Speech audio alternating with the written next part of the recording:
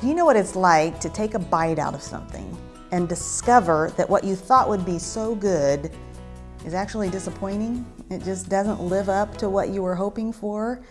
You were hoping for something better.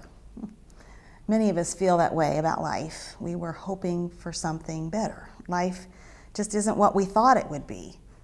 We're not who we wanted to be, and faith seems more complicated than it should be.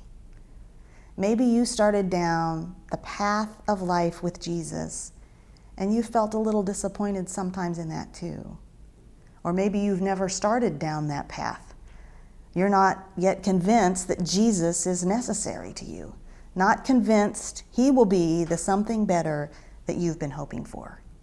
Well, I want to invite you to join me as we work our way through a book of the Bible that helps us see who Jesus is and what He's done and why that matters in real life where we live. Because Hebrews helps us to see that Jesus makes a difference in the deepest, most significant parts of life. Hebrews deals with the difference Jesus makes in our deepest fears, our secret obsessions, our fondest dreams, and our agonizing disappointments. Some of us have never really given that much thought to Jesus. We've never really invested energy and attention to examining who He is, what He said, and what He did. And then there are others of us who are so familiar with Jesus that we take who He is and what He's done for granted. We have settled into this comfortable understanding of who He is, settling for seeing Him as less than He is. Well, all of us need to go deeper in our examination of who Jesus is and what He's done. Only then can we begin to understand what He's truly worth.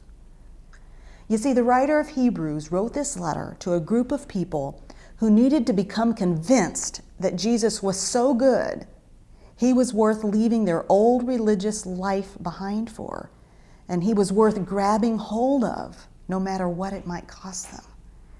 They lived in a time when people were beginning to be persecuted severely for choosing Jesus. He was trying to convince very religious people that there was something better than going through the motions of religion, that there was an intimacy with God they were invited to enjoy.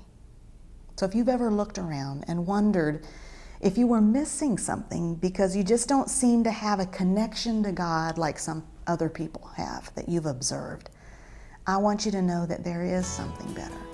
And the book of Hebrews shows us. I hope you'll join us as we study Hebrews together in pursuit of something better.